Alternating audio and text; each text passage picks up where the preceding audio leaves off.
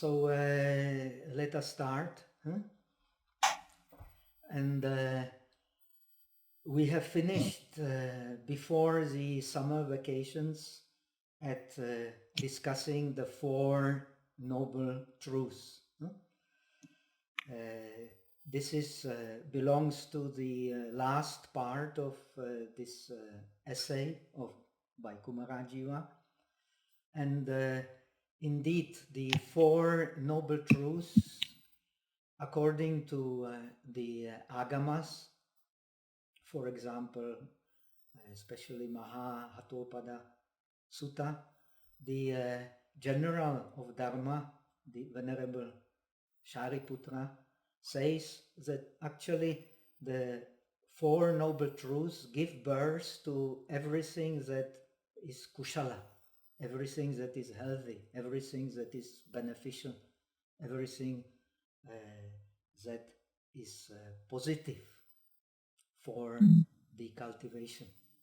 So this is very important statement. And he says that actually like the footstep of the elephant, all in the footstep of the elephant, all the other animals can be get in. So in the Four Noble Truths, they can summarize everything good. This is very important statement. So the supreme good, of course, is liberation. And the Four Noble Truths, they are, no matter what Buddhism we practice, they are the base for our understanding of the liberation. But they are explained in different traditions in different way.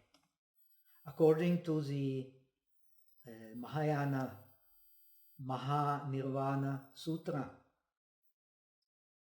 the four, the Shramana Yana, the vehicle of the disciples, emphasizes the truth of suffering. And the Four Noble Truths, they are the object of their liberation. Penetrating the Four Noble Truths is the object of the liberation and the process of liberating the mind with the disciples. The same scripture also says that as far as the Pratyeka Buddhas are concerned, for them the truth of accumulation, samudaya satya, is the most important among the Four Noble Truths. And for the Pratyeka Buddhas, the dependent origination is the object of liberation. Their penetration of the dependent origination, of which the Four Noble Truths is a base, is most important, and its depth is deeper than the depth of the penetration of liberation by the disciples, because as even the sub-commentaries of Theravada, for example, for Brahmajala Sutta say, the paramis of the Pratyeka Buddhas, they are higher than the paramis of the disciples. And the same Mahanirvana Sutra also says that this is very important, that the object of the emphasis in the Four Noble Truths, in understanding of the Four Noble Truths for the bodhisattvas, is the truth of nirodha, the truth of cessation, truth of nirvana, and as the Pragya Paramita Sutras emphasize, it is actually the only truth. The other truths are only the way for realizing the one truth. You will find the similar idea even in the Mahavibhasha Sutra, but explained in a different way. And the object of liberation of the bodhisattvas is then the Nirodha Satya, the Nirodha Satya, the truth of cessation. This is the what is specially emphasized in the understanding of the Four Noble Truths. So, in the explanation of the Four Noble Truths, as we see in Kumarajiva's work, he is more or less repeating the material that you will find in the Mahavibhasha Sutra, available, Mahavibhasha Shastra, which is unfortunately only available in Chinese, namely in the 77, 78 and 79 scrolls of the 200 scrolls of this Shastra. So, same like the Mahavibhasha Shastra, the Kumarajiva starts by analyzing the Four Noble Truths in terms of the two truths. All Buddhist traditions agree that without understanding the two truths, there is no way to get liberation. There is no way to practice even correctly, to attain the middle way. So the understanding of the two truths is very essential. And Kumarajiva, indeed, just like Mahavibhasha Shastra, starts treating the Four Noble Truths from the perspective of the two truths. So this you will find in the first section of this chapter on the Four Noble Truths by Kumarajiva.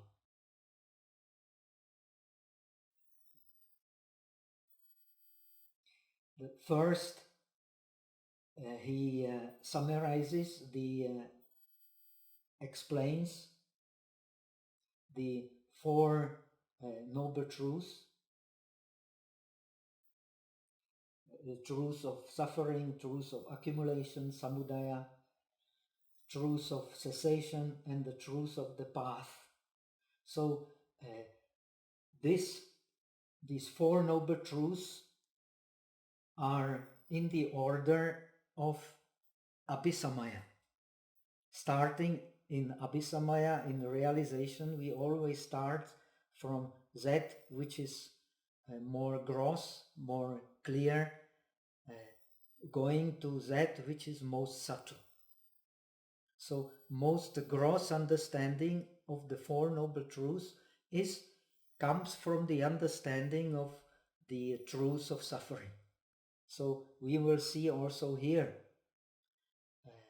the truth of suffering is especially emphasized.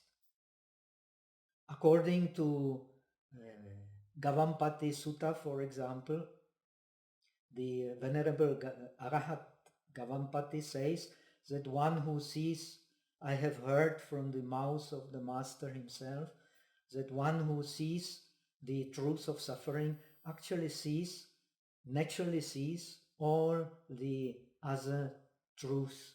So the truth of suffering is the base for our understanding of the Four Noble Truths. Because we understand the truth of suffering, we can penetrate the cause of suffering. Without penetrating the cause of suffering, we cannot penetrate the end of suffering. And without understanding the end of suffering, we cannot understand the cause of the end of suffering correctly, which is in Buddhism the middle path, the Eightfold Noble Middle Path. Because the penetration of the Eightfold Noble Path in a same instance belong to the noble ones. Putujana literally in Pali means Putu, as opposed to Sanskrit. In Pali does not only mean pritak, separate, it means also broad scale, large.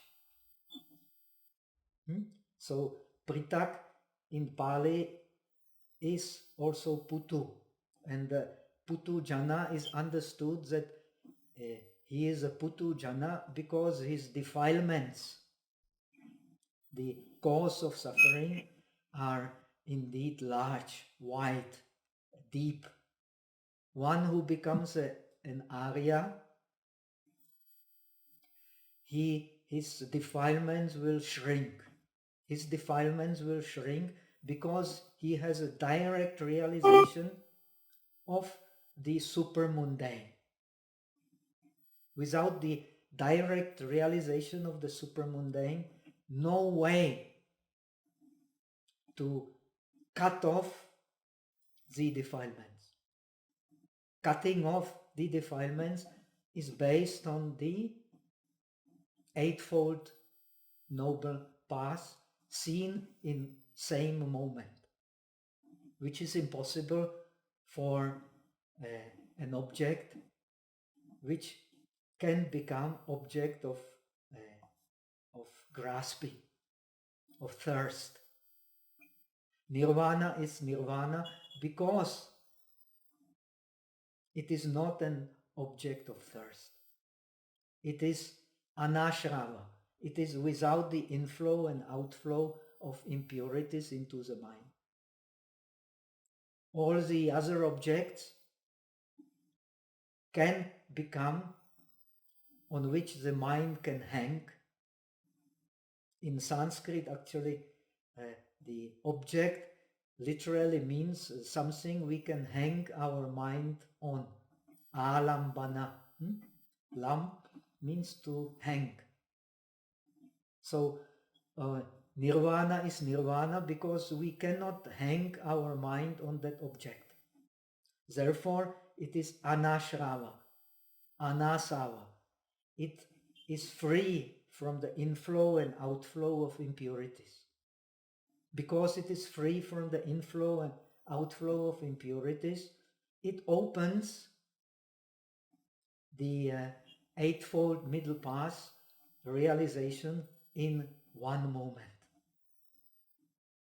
Even though this realization, actually all Buddhist traditions agree that the realization of nirvana is immediate, one moment, but in the and we will find also in our treatise remarks on it, in the Sarvastivada tradition you have the immediate realization and you have the Lakshana Abhisamaya. That means after, when you think of the realization, then you will get the 16 moments which are necessary, or 15 moments, because the last moment ends the path of seeing. So in 16 moments, one then goes through the Four Noble Truths and gets the first important realization, the Darshana Marga, the path of seeing. So in order to get the path of seeing, one has to go through the Anantarya Marga and Vimukti Marga. Anantarya Marga is in the Sarvastivada tradition or Sautrantika tradition is the Kshanti, and the Vimukti Marga is the Dharma. So you have to have Kshanti, which cuts off the defilements, then you have the Dharma. And this Kshanti and Dharma appears on the level of the Kama Dhatu, sphere of perception dominated by the five senses in which we live. And it is also in the higher spheres. So you have actually 4 moments for penetrating each and every of the 4 noble truths. So altogether 16 moments. So this is the peculiarity of the Sarvastivada tradition, which analyzes the Dharma Pravichaya, the wisdom of realization, the wisdom of Dharma, very much in detail. Vasubandhu says that without the Dharma Pravichaya, it is impossible to cut off the defilements. This is the beginning of the Abhidharmakosa, one of the first verses. So actually the meaning of pragya is Dharma Pravichaya. And as we have explained, the most important aspect of pragya is understanding of the 4 noble truths. And for the bodhisattvas, and it is mentioned even in the scriptures of the Sravakas, but bodhisattvas especially emphasize, the 4 noble truths are actually one noble truth. Because all traditions agree that the ultimate reality and the only ultimate reality is nirvana. Whether you call it nirvana in the dualistic sense or you call it suchness in the non-dualistic sense, actually nirvana is suchness and suchness is nirvana. Only suchness has no opposite, but nirvana has samsara as being the opposite. So the non-dualistic approach is without opposites. And so we come to the 2 truths, which is the first part of the explanation of the 4 noble truths. So according to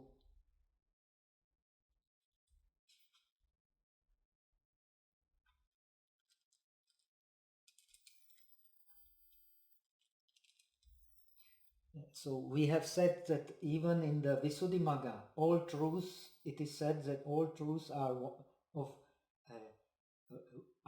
one kind because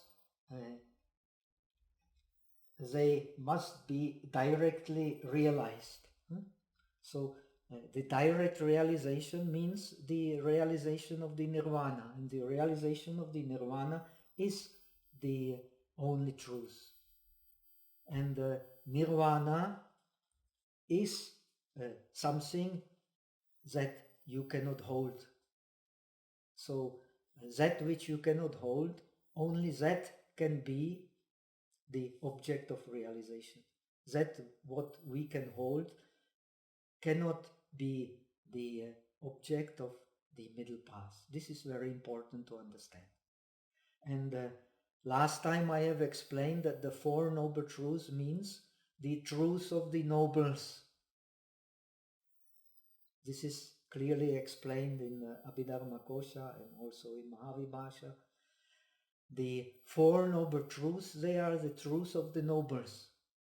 The Putujana, they know the Four Noble Truths. They can contemplate them, they can think about them, they can use the Shrota Maya Pragya and Chinta Maya Pragya to get a deeper understanding of them. They can use the wisdom from listening and the wisdom from contemplation to understand them. But in order to see directly, they have to realize in Samadhi. And the middle path, this is very important for understanding of emptiness.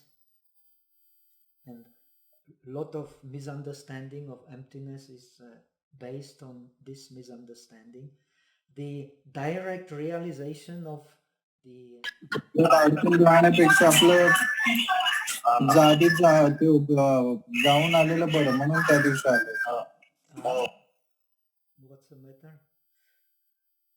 Please don't disturb. I'm sorry, I muted them, Bhante. I'm sorry. Somebody put their speaker on. Very sorry. I muted them. Okay. So please don't disturb. The ultimate realization, the direct realization of the object of liberation, be it nirvana or be it the suchness, is a samadhi state. There should not be any misunderstanding of that. We cannot penetrate the Four Noble Truths with a differentiating mind.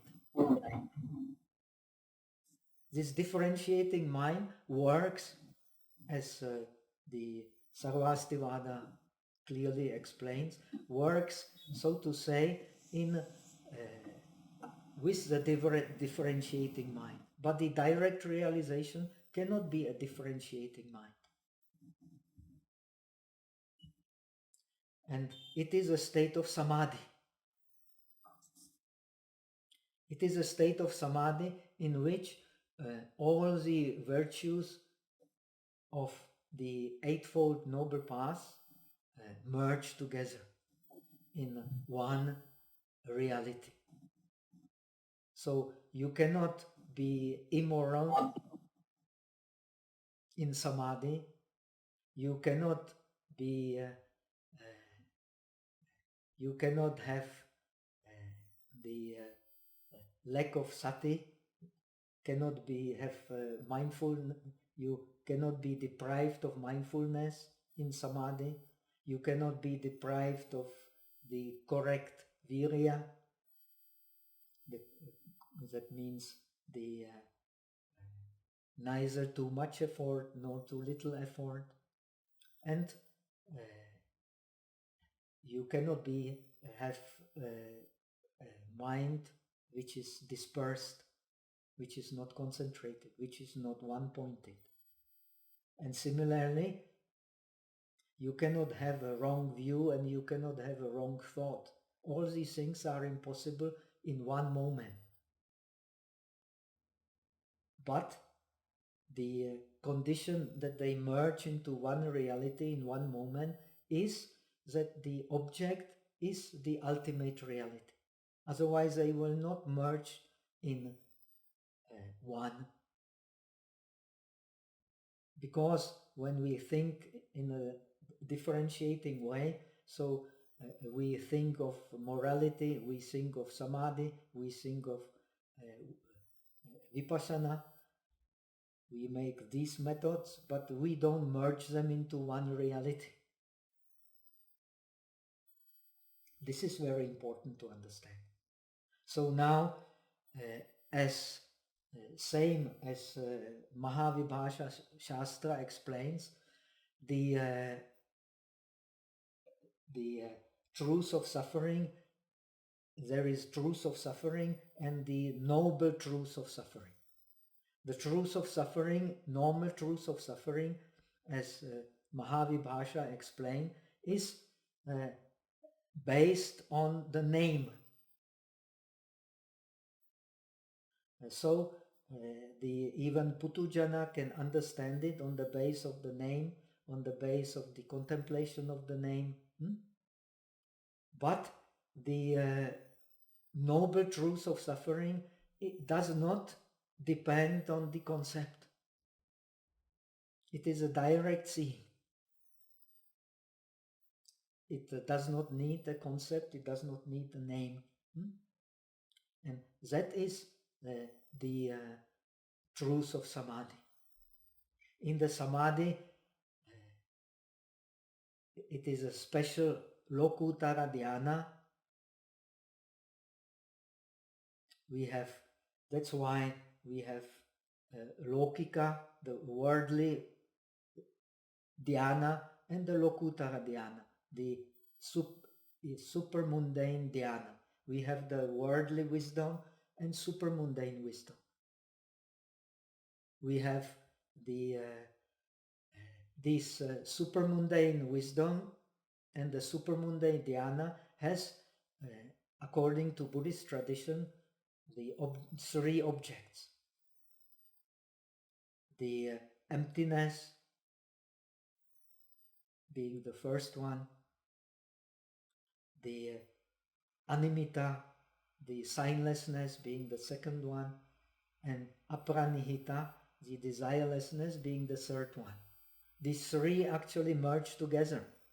But as Visuddhimagga explains, if one contemplates in the vipassana process much on the anatta, on the selflessness, then he will enter the nirvana through the emptiness door. If one contemplates much on impermanence, he will enter through the animita door, through the signless door. If he emphasizes the samadhi, he will enter with the desireless door. But actually these three doors, they merge into one reality, and in this reality the object of liberation is realized. So all this is understood in these two aspects. So we have the truth of suffering, and the truth of suffering and the noble truth of suffering. The noble truth of suffering is the noble truth of suffering because all the virtues of the mind in this noble truth of suffering become equal, become completely balanced. So this enables the supermundane path. If all the virtues, the Sila, Samadhi, Panya are not perfectly balanced, then it will not open the supermundane path.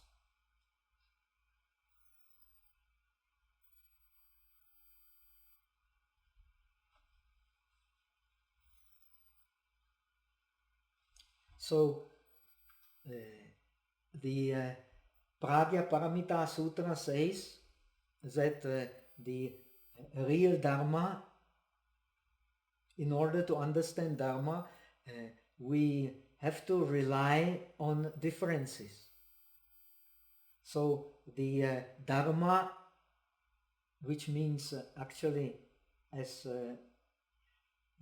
Pragya Paramita Sutra, as the Yogacara Bhumi Shastra explains, the Dharma means names, sentences, the syllables, the common characteristics and the special characteristics. This is Dharma. And this Dharma, which can be explained, is relying on names, this Dharma is has the sarana is a refuge. The refuge of Dharma. Ours is when we open the mouth to explain the Dharma, we have to talk in a differentiated way. This is, but the Pragya Paramita Sutra says, but the bird, here the bird, similar based on the Dhammapada, which compares the Arahat on the bird, free flying in the sky. The bird relies on emptiness, on the sky. So the sky here is, of course, the synonym for the supermundane reality. The supermundane reality is empty of the inflow and outflow of the defilements. It is anashrava. And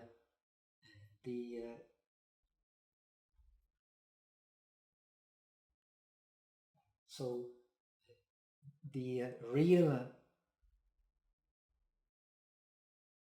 noble truth of suffering belongs to those who have directly seen the object of liberation. So that's why it is called Arya, the noble, because those, as opposed to Putujanas, they are the Aryas.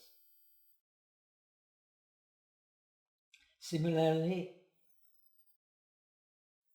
so we have the truth of suffering, and the truth of suffering is characterized by vexations, because we all, as long as we have not realized nirvana, we are subjected to defilements. So understanding that is the truth of suffering.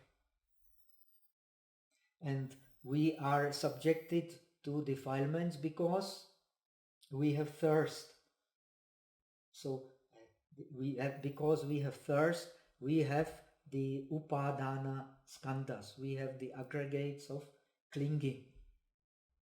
The Arahat and the Buddhas, no matter whether Shravaka Buddhas or Pratyeka Buddhas or the realized bodhisattvas, they have all not the upadana skandhas, they have the vimukti skandhas. They have the aggregates of liberation, the liberation by sila, liberation by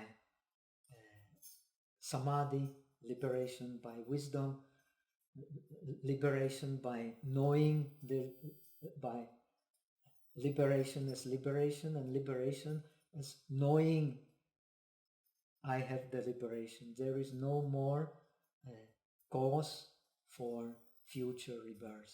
All this is the 5 skandhas of liberation belonging to the Arahats and the Buddha. The Buddhas have also the bodhisattva Buddhas, they have also the vimukti skandhas, the aggregates of realization, but they have also dharmakaya. This is very important to understand. This is what differs the Shravakas from the bodhisattva Buddhas. Shravaka Buddhas also have the aggregates of liberation. The bodhisattva Buddhas have also aggregates of liberation. But the bodhisattva Buddhas, or bodhisattva Buddha, he has the dharmakaya. And the noble truth of suffering is the cultivation of the middle path by means of direct knowledge and vision. Direct knowledge and vision. Direct knowledge and vision belongs to the Aryas, of course, to the noble ones. Now, our basic knowledge of the Four Noble Truths comes from the Buddha's first discourse. This is very important. This Buddha's first discourse explain the Four Noble Truths in terms of 3 parivatas and 12 akaras, the 12 aspects. This is also very important for understanding this passage. So the truths of suffering should be object of pariññā, of complete understanding. So this is the truth of suffering as explained here, the first aspect. Then, when it is understood by names, by concepts, by the common and special characteristics, that is Dharma, by differentiation, then one can contemplate on it. So this is the second parivarta, the pariññaya. After the pariññā should be pariññaya, understood by the contemplating on it. And Buddha says, by me it was pariññāta, I have completely understood it, therefore here I am a Buddha. If you also understand it completely, you also become Buddhas. So try hard and you will naturally get there. So this is very important. You have the 3 aspects. This pariññāta, the truth of suffering, pariññāta, is a direct realization. And this is the noble truth of suffering. And as Gavampati explains, when one understands the noble truth of suffering, automatically one will also understand the truth of the cause of suffering, the cause of end of suffering, and the middle path leading, which is the cause of end of suffering, leading to the end of suffering. So that's why this noble truth of the suffering or of dukkha, which can be translated as being we can analyze it as du means bad and ka means sky. Being under the bad sky, that means being subjected to defilements, as we all are, because of our ashravas, our inflow and outflow of impurities to mind, basically caused by our clinging to sensations. This is what causes the inflow and outflow of impurities, and this is also the main cause of ignorance, which causes the vipalasas or viparyasas, seeing something which is not there, seeing permanence in that which is impermanent, seeing happiness in that which is subjected to sorrow, seeing self where there is no self to find. And in the northern tradition, before seeing the self where there is no self to find, is emptiness, because that which is subjected to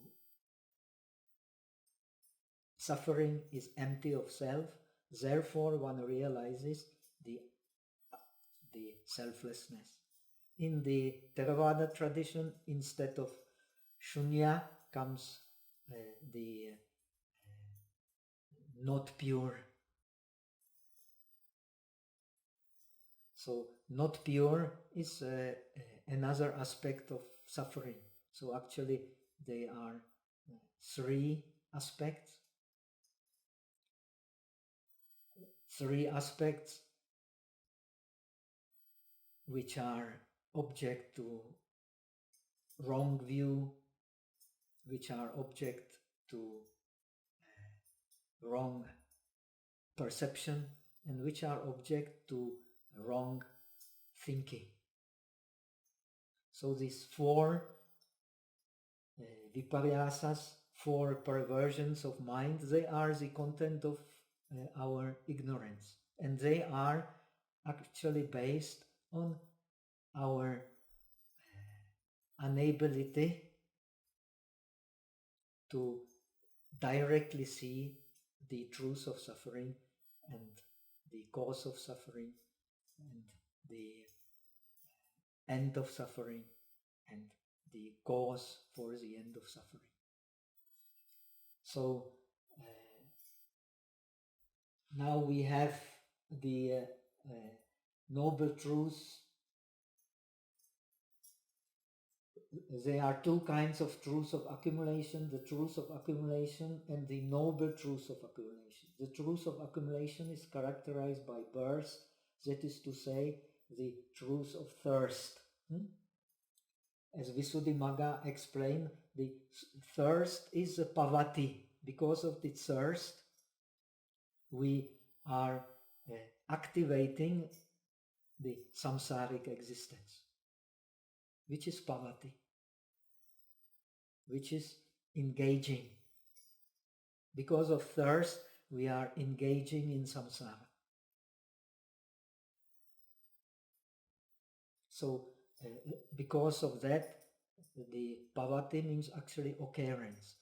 There is occurrence of suffering.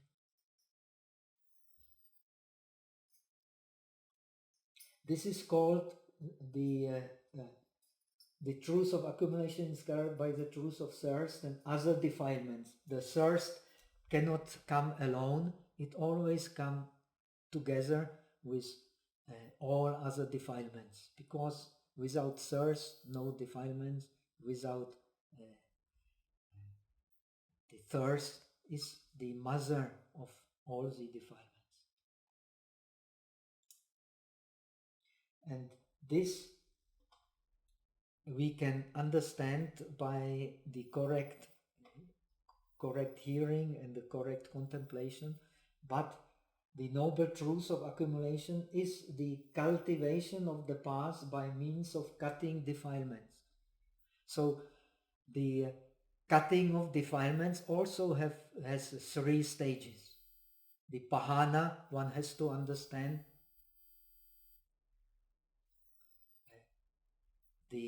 how the thirst is to be abandoned, how pahataba, one should understand the necessity to abandon it, and when we become a Buddha, then we understand it has been abandoned. There is no more cause for mental suffering. Of course, the physical suffering, according to Theravada commentaries, not even Buddha can avoid. Buddha also had some slight discomforts during his life, so that's why he asked Shariputra to continue his discourses and so on sometimes when his back is particularly painful. All this, from the point of view of the commentaries, it is a result of the slight akusala dhammas.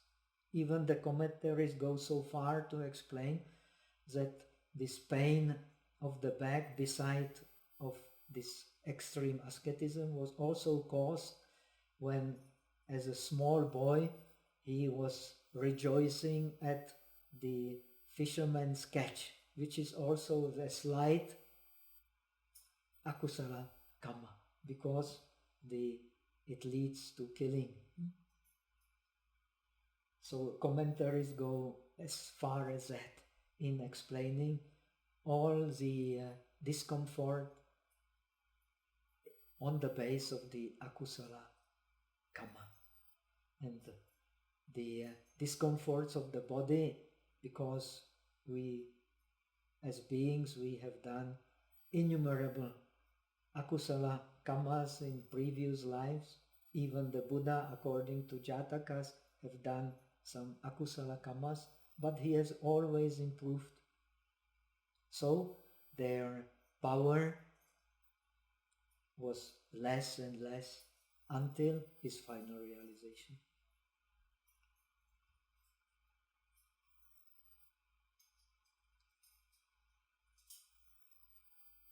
The noble truth of accumulation is the cultivation of the past by means of cutting the defilements. Now, the cutting of the defilements is also, this is very important to understand, is also possible only on the base of the Lokutara Marga. Only Lokutara Marga can cut off the defilements, ucheda. So in this context, it's very important to explain that the cutting of defilements in Buddhism has 3 stages. That's why also the Buddhist path has 3 aspects: the Sila Shiksha, Samadhi Shiksha, and the Pragya Shiksha. According to the Theravada tradition, and we have similar explanations also in Sarvastivada, the cutting of the weakening of defilements by practice of Shila is the weakening of defilements by practicing the opposites. When we practice metta, we are weakening our anger. When we practice the asubha, we are weakening our greed, and so on. When we are practicing by opposites, this is called in Visuddhimagga Tat Anga Pahana. Tat Anga means by that cause. That cause here is mean opposite. Then the practicing samadhi enables the practicing shamatha, enables the meditator when he attains dhyana, enables the meditator the shaking off the defilements from the mind. This is called vikambana in the Visuddhimagga. Shaking off, that means in the state of dhyana, no defilements there. The mind becomes pure. Because the one-pointedness of mind has shaken off the defilements from the mind. Mind becomes pure during the dhyana. But when one leaves the dhyana, defilements will come again. And they may be very powerful because those who practice dhyana become very sensitive. But they will not stay for long because of the familiarity with the pure mind. So many stories in the Buddhist and Hindu literature of the ascetics losing temporarily their samadhi but regaining it quickly again. Because this pure mind leaves a very, very deep trace in the mind. It is a very powerful kusala karma, very powerful, beneficial act. Now, the terminating the defilements can only be done by the power of samadhi, the power of dhyana. That is why the Abhidharma, not the Mahayana Abhidharma, but the Abhidharma of the disciples explain the Samadhi of the Eightfold Noble Path as the four dhyana of the four dhyanas of the Rupa Dhatu and the four dhyanas of the Arupa Dhatu. Four dhyanas of the subtle forms and the four dhyanas in the Arupa objects.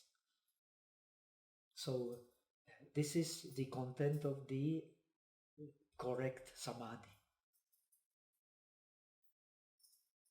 And it is indeed also the base for the realization of the Ucheda Marga, of the supermundane path, which only can cut off the roots of the defilements, which means the anushayas, the latent tendency to defilements, which are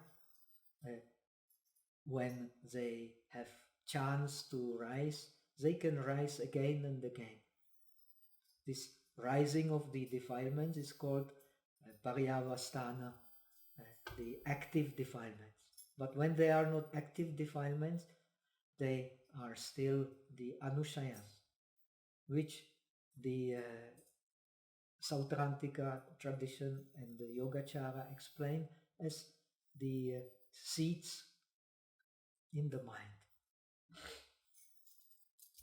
So these seeds in the mind can only be cut off by the supermundane path. The commentaries they have, or sub-commentaries, they have a wonderful story of a naughty boy. My teacher especially liked that story. A naughty boy goes to the forest, and because he is a very naughty, very frustrated, he does not go to school. He skips the school and goes to the forest full of frustration. And on the way he disturbs, because of his disturbed mind, he disturbs whatever objects there may be. He disturbs the spiders, he disturbs the frogs, he hit with a stick the branches of the trees and so on. And as he enters a forest, he comes to a meadow in the middle of the tropical forest. You will find the anthill, the white ants anthill, and he pokes his stick into the anthill and tries to disturb the white ants. And who is sleeping in the anthill? The cobra. When he pokes the stick into the anthill, the cobra will waken up. If he continues, the cobra will rise the hood, and if he still continues, it will come out and bite him. If he is lucky, he will not die, but he will experience a terrible pain. So similarly, these defilements, they have 3 stages, and the cutting off the defilements have also 3 stages. So if one practices tat anga pahana, the practice of virtue by opposite, so the defilements may arise, but they will never strike, because one will correct due to practicing mindfulness, which is the base of correct sila. Then one will not continue in doing unwholesome. So the defilements will wake up, but will not strike.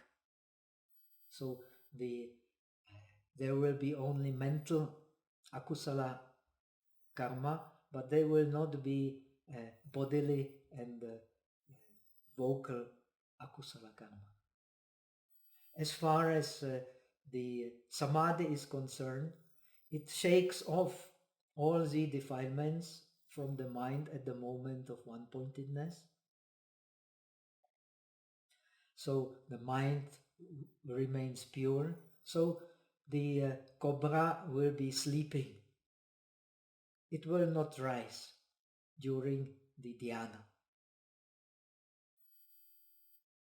But it will be still there in the Valmiki, in the anthill. So the only way to get rid of the cobra is to use wisdom. The only wisdom can chase the cobra, which stands for defilements in our mind, from the anthill.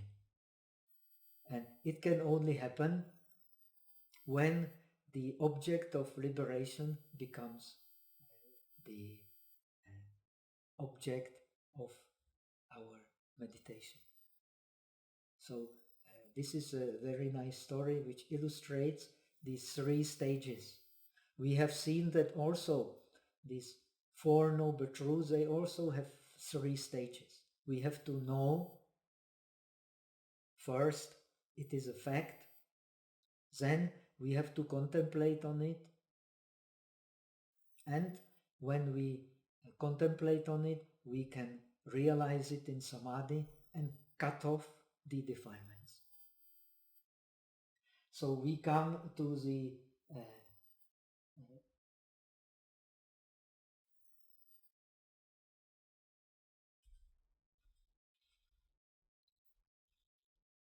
noble truth of accumulation is the cultivation of the past by means of cutting the defilements that we have explained.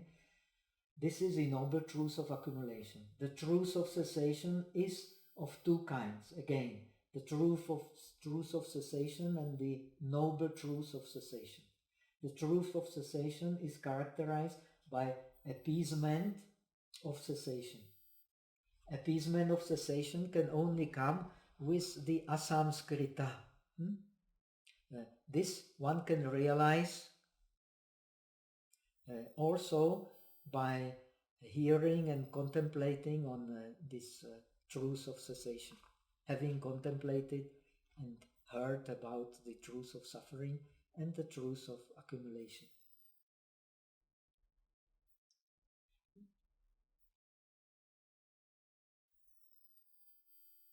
That is to say, the four fruits of Shramana. So asamskrita can only be the real asamskrita in Sarvastivada. Actually, we find different asamskrita, different non-compounded. So what is meant here is the non-compounded realized by wisdom. In Sarvastivada, we have also non-compounded, not realized by wisdom, which is just cessation, but not cutting off defilements. But realization of cessation by wisdom is the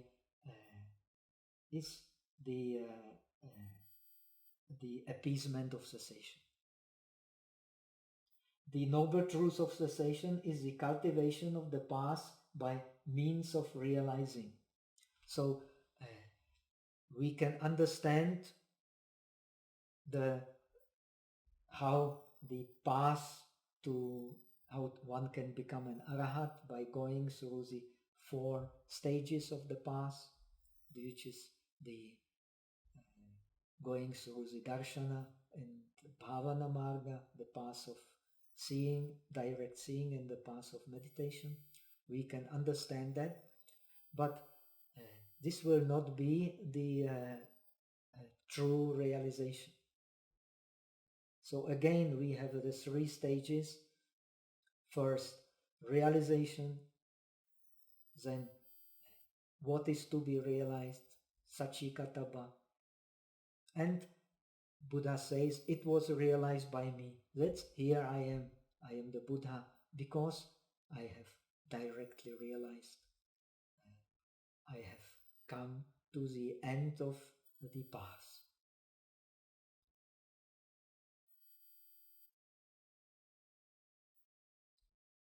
Now, the truth of the past is also of two kinds. The truth of the past and the noble truth of the past. The truth of the past is the bhavana. Bhavana means cultivation. And again, when one understands the cultivation, the Eightfold Noble Paths, the three shikshas, then one can contemplate at it, get a deep understanding. And then, when one contemplates on it, gets a deep understanding, then one can, in direct realization, in the presence of the object of liberation, then one can actually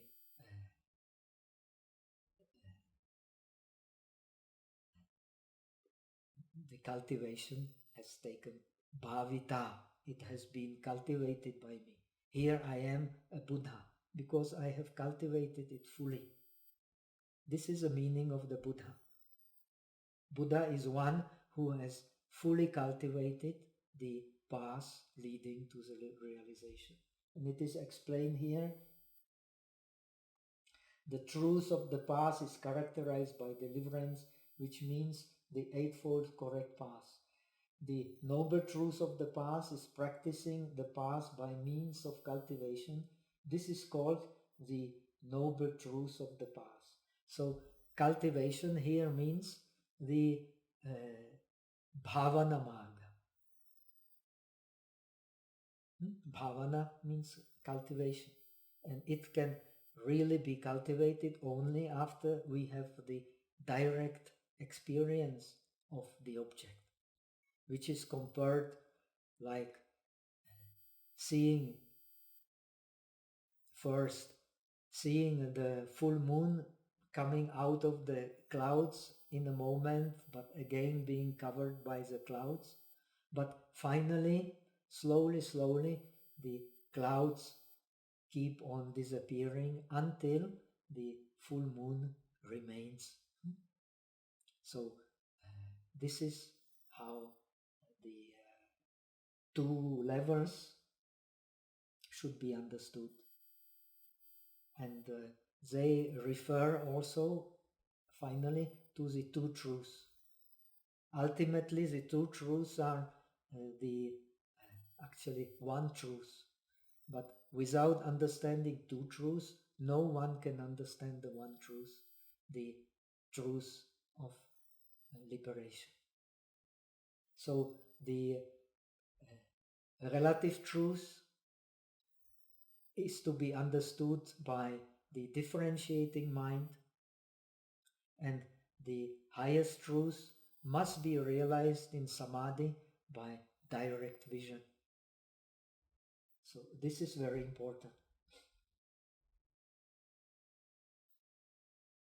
Now we come to the second point, which I think we have not covered, and that is based on the Mahavibhasha Shastra.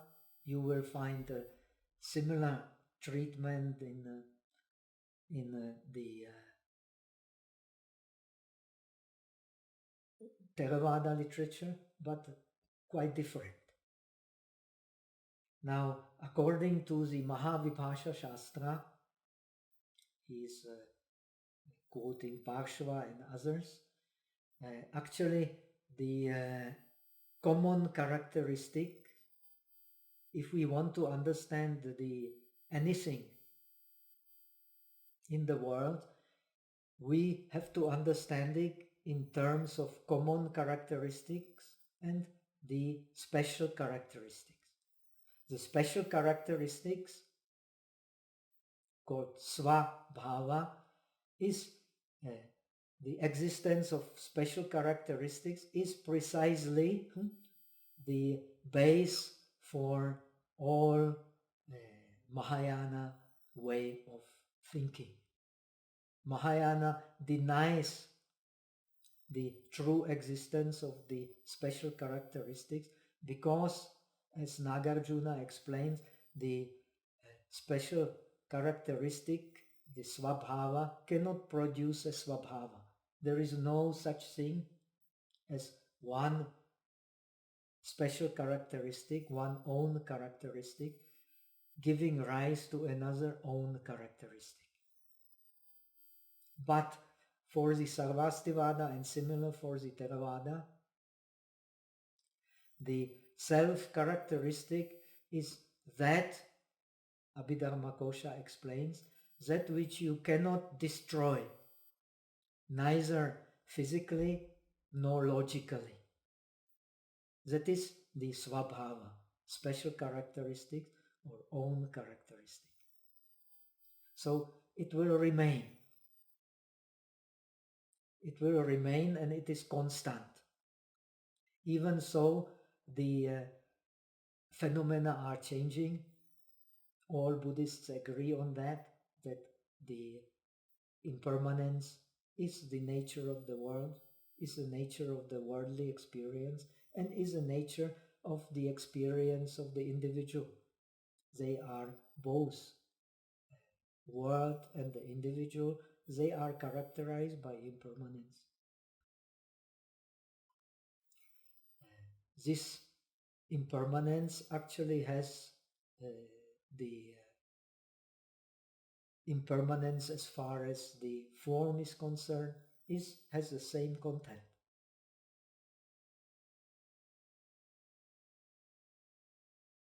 So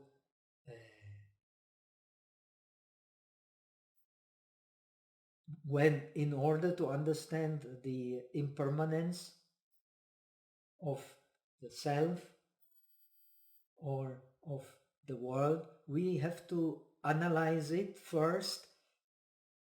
We have to know its own characteristics, then analyze it in terms of common characteristics.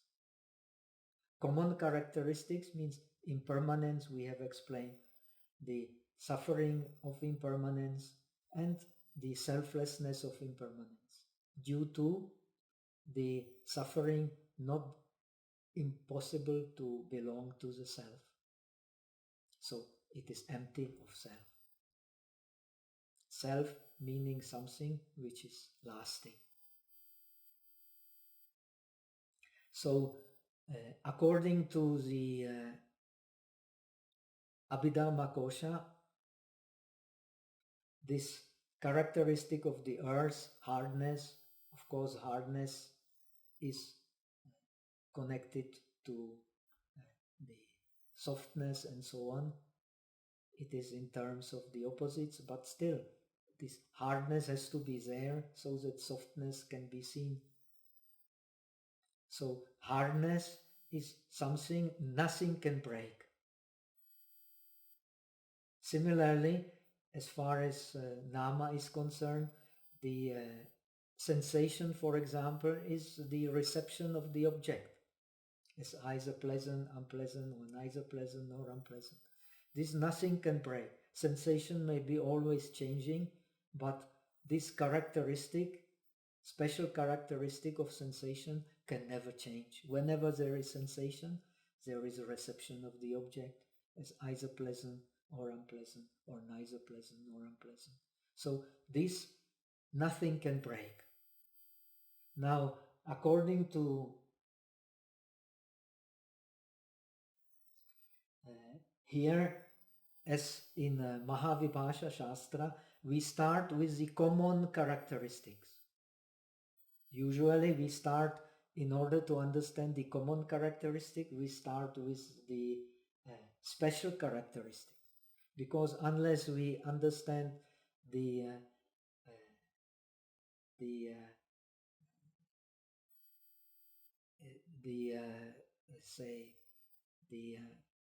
changes of the hardness, softness, smoothness, roughness, heaviness, lightness in the body, we will not understand the impermanence of the form. But here we start with the common characteristics. Why? This is very important. there are two aspects. One is that we can practice vipassana. Either there are two kinds of vipassana. Anupada vipassana means in detail, and kalapa vipassana. Kalapa vipassana means in groups. For example, Buddhist scriptures explain that Shariputra, he practiced the Anupada vipassana. So he analyzed all the rupas and cetasikas in detail, while Moggallana, he practiced the Kalapa vipassana. Shariputra became Arahat after meeting Buddha in 2 weeks, Moggallana in 1 week. Even so, this detailed analysis may take more time, yet it is worthwhile for wisdom to analyze all the 5 aggregates in detail, all the rupas in detail, or the namas in detail. They are explained in detail only in the Abhidharma, not in the agamas, not in the sutras. But it is also explained that one does not need to analyze the special and common characteristics of all the worldly objects. It is enough to group them into 5 aggregates, 12 bases, 18 dhatus, dependent origination, 4 noble truths. These are the Jnata Pariññā in Visuddhimagga, the objects of knowledge. And in order to succeed in Vipassana, one needs these objects of knowledge. One has to contemplate them in terms of investigating their impermanence, the 3 tilakkana, the 3 characteristics. That is a Tirana Pariññā. Only then one can have the direct realization. That is way to direct realization, and the direct up to direct realization. This is called the Pahana Pariññā in the Pali tradition. It starts from the advanced Vipassana, when one does not see anymore the arising and ceasing of all the worldly phenomena, but one only sees the ceasing, like bubbles bursting in each and every moment. Then the mind, according to Visuddhimagga, is open for the supermundane. Now, in this tradition, the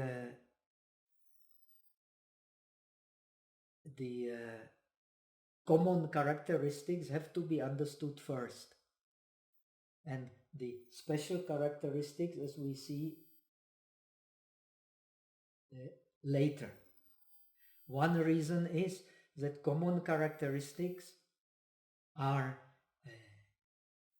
common to all dharmas, and the special characteristics, they are the special, as explained in the Mahavibhasha Sastra, they are the special characteristics because they are not common to all the dharmas. So, for example, Mahavibhasha, and here we have the same logic, Mahavibhasha explains that the all dharmas have to be object of pariññā. All dharmas pariññeya. But only the special dharma, the truth of suffering,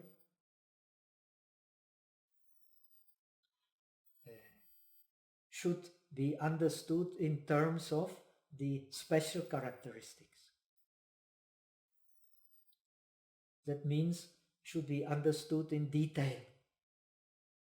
Here, understood in terms of special characteristics means to be understood in detail. Understand in terms of common characteristic means it can also apply to other dharmas, not to a one by one particular dharmas. So with this understanding, we can go to the explanation we have in the text.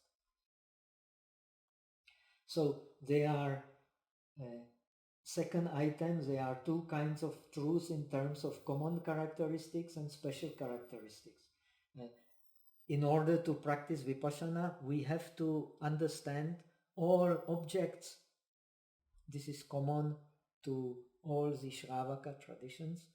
We have to understand all objects, whether in groups or individually, in terms of special and common characteristics. So this is common. According to Pragya Paramita, this is very important to understand, to see the difference between the Mahayana, between the path of the bodhisattvas and the path of the disciples. Path of the bodhisattvas does not need to analyze each and every dharma in detail. It is enough to analyze rupa and so on and all the other aggregates as emptiness. This is the common characteristics of all the rupas. There is no exception to the rule. So we can understand the individual dharmas through understanding the common characteristic, which is emptiness, which is common to rupa, common to vedana, common to sanya, common to all the worldly objects. So we can start with the ultimate emptiness being the common characteristics of all the worldly phenomena, and according to the system, the non-dualistic system, actually also to the ultimate reality. So this is how we explain that the truth, as Buddha says, the truth is one.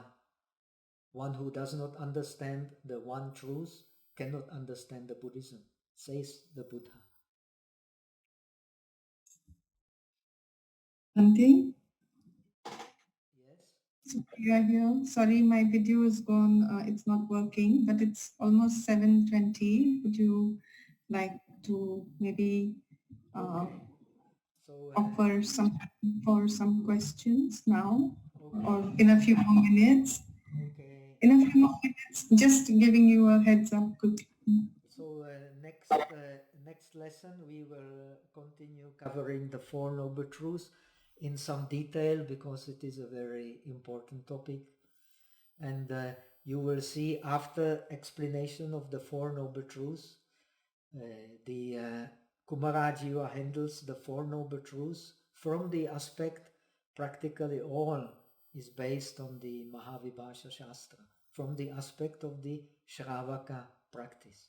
But then, after the Four Noble Truths, which are the objects of the Vipassana of the Shravakas, he comes to the supernatural powers and he handles them from the aspect of the Bodhisattva.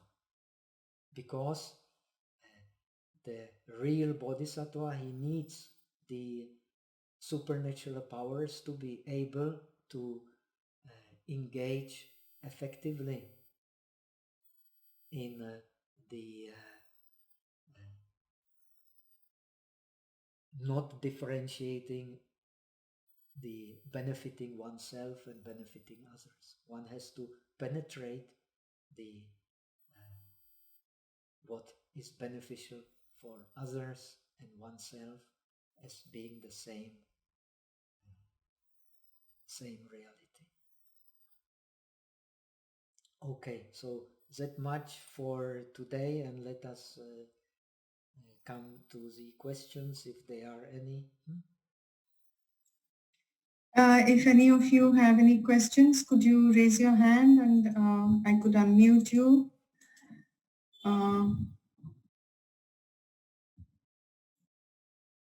Yes. Can you unmute yourself? Yeah. Thank you. That was very nice talk, Banteji. Thank you very much.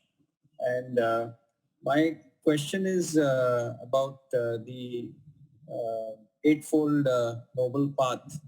So we have the right view and right concentration or right samadhi. So which comes first? Actually, as you may know, the Eightfold Noble Path starts with wisdom, namely the right view and the right thought. This right thought means right vitarka. Vitarka means actually investigation or contemplation of the object. So first we have to have wisdom. Only when we have wisdom we can understand what is really ethical and what is not ethical. Otherwise we may practice ethics without understanding, and this will not bring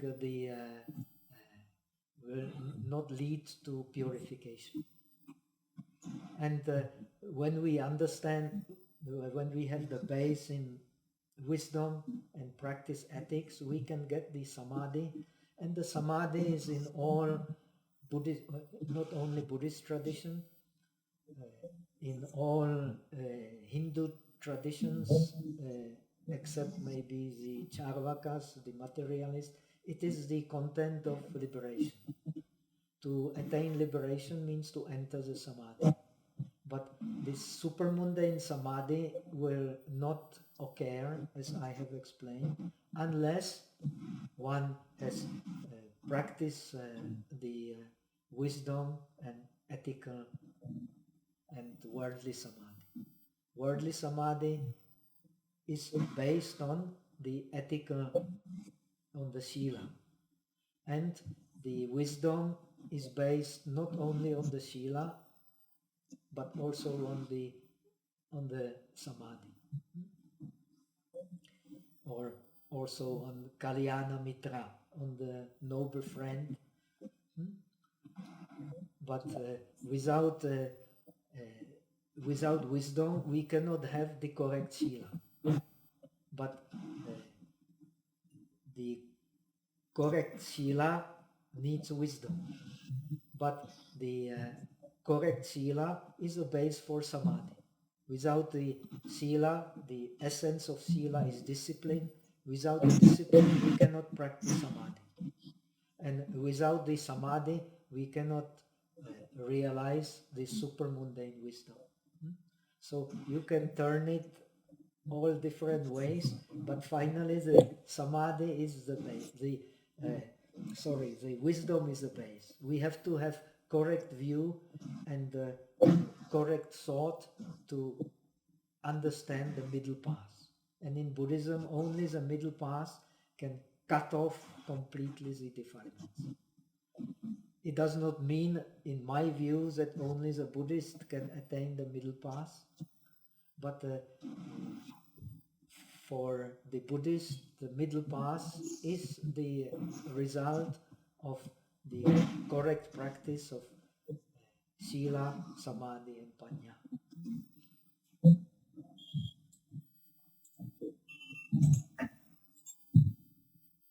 Okay. No more questions? Anyone else?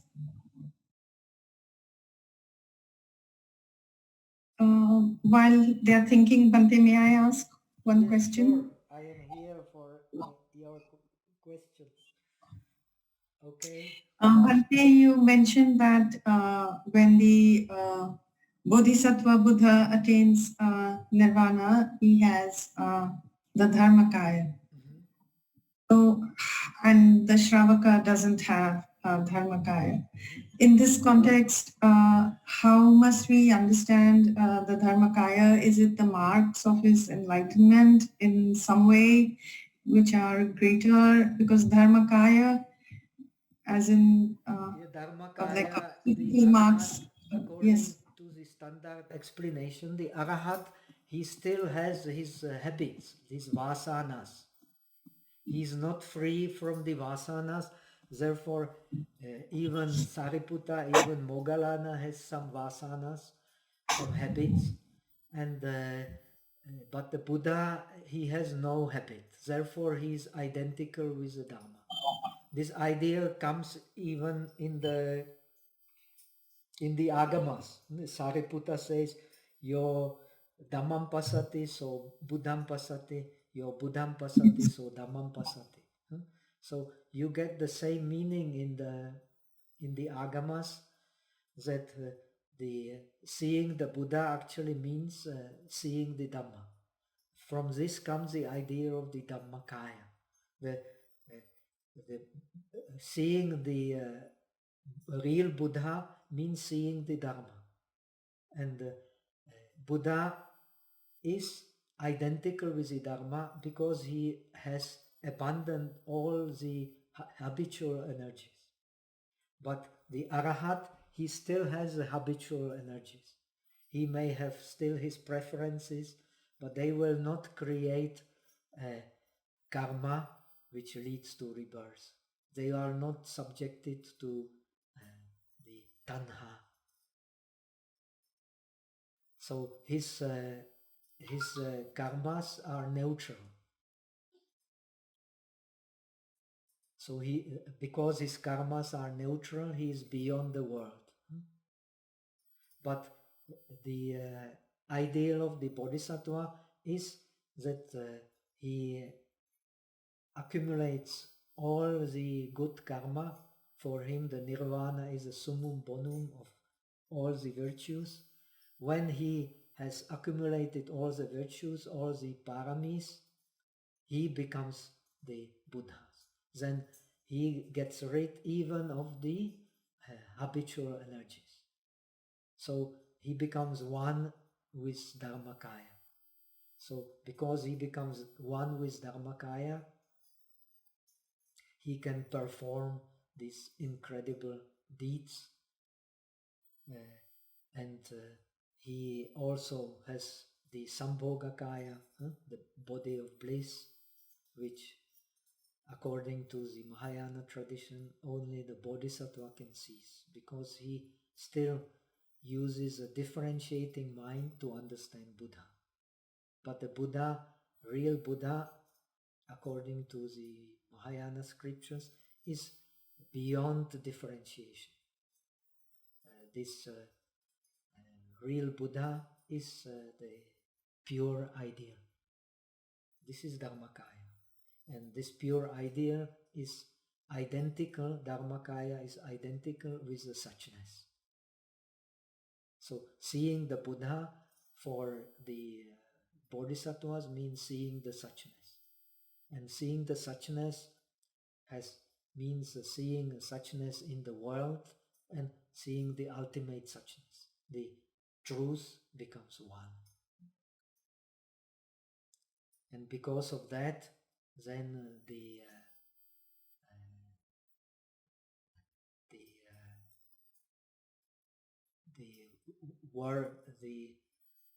two realities become one reality. The relative truth and the absolute truth completely merge into one truth.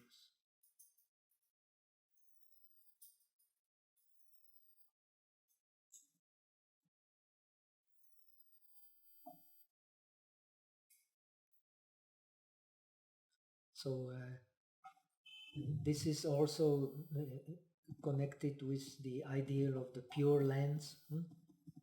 The bodhisattva is the one who practices a pure land, because there he can attain this one reality, the reality of suchness, the reality of the Dharmakaya.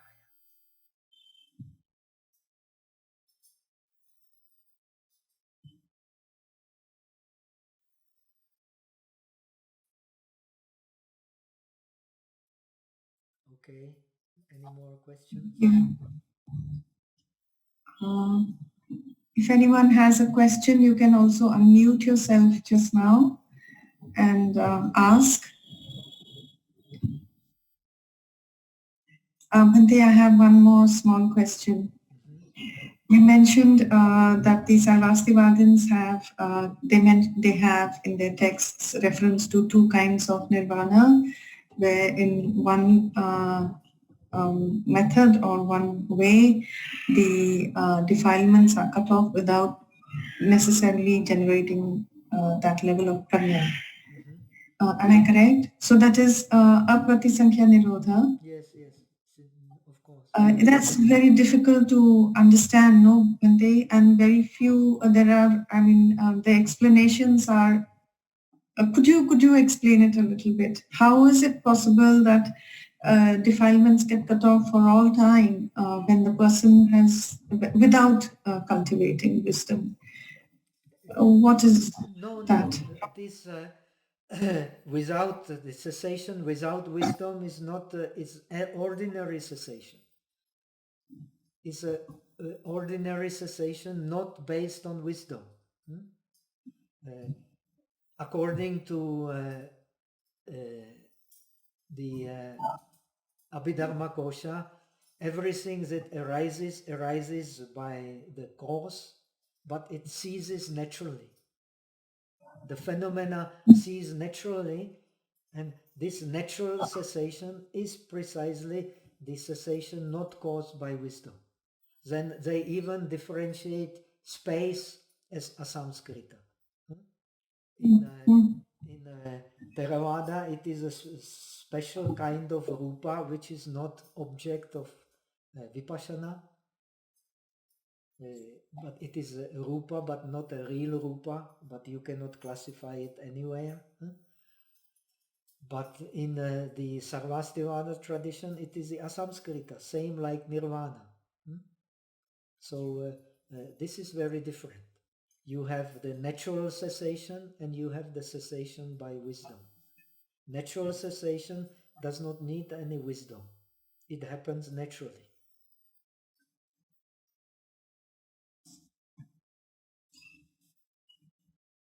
When the causes are exhausted, it is a natural sensation. And it can be in terms of kshanika, and it can be in terms of the mental processes. It can be in terms of the human life when we die, when the karma and the merit is exhausted and so on. So this is natural sensation, natural cessation, sorry. So this is a difference.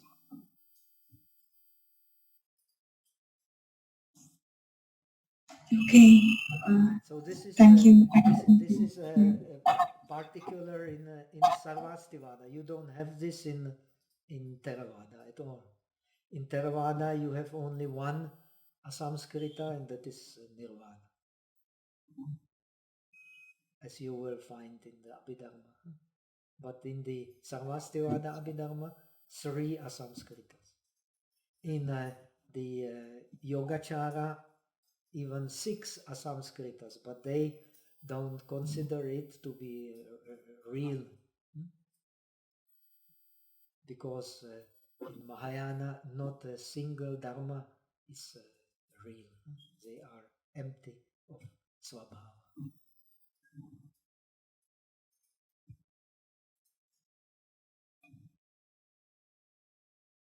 Thank you, Bhante. Much to think about then. If anyone else has a question, please unmute yourself. I think we are done for the day, Bhante. Okay, so let us transfer merit, and we will meet next Sunday and continue the Four Noble Truths, which is a very important topic. So I hope we will get some clarity on that, and because this text, as I have emphasized, is drawing much. The more I read, the more I'm aware of it on the Mahavibhasha Shastra. Also the section on the dhyanas, very much connected with the Mahavibhasha Shastra, but this section on the Four Noble Truths even more so. But still there are some special aspects which the Kumarajiva explains in a slightly different way. So it makes it also quite interesting. And we have seen in the case of the dhyanas, he introduces much of the pragya paramita aspect, but here we practically don't have any pragya paramita aspects. He sticks more or less to the classical Shravaka explanation, as you find in Mahavibhasha Shastra.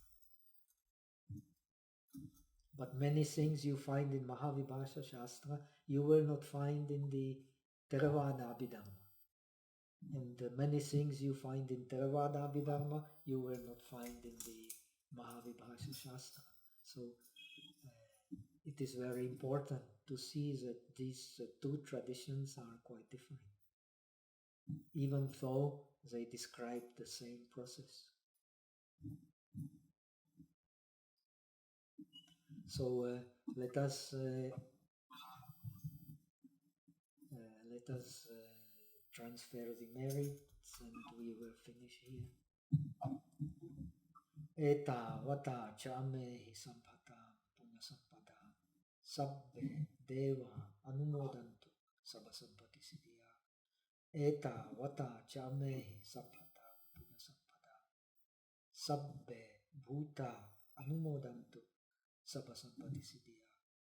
Eta vata chame sampata punasampada sabbe satta anumodantu sabasampati siddhya.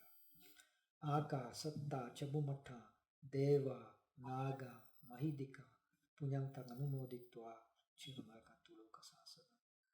Aka satta chabumatha deva naga mahidika punyantang anumoditva chiramarkantu desana. Aka satta chabumatha deva naga mahidika punyantang anumoditva chiramarkantu tumampana. Devo vasatu kalena sasasampati hotucha pito bhavatu lokocha aja bhavatu dhammadipa. So that much for today.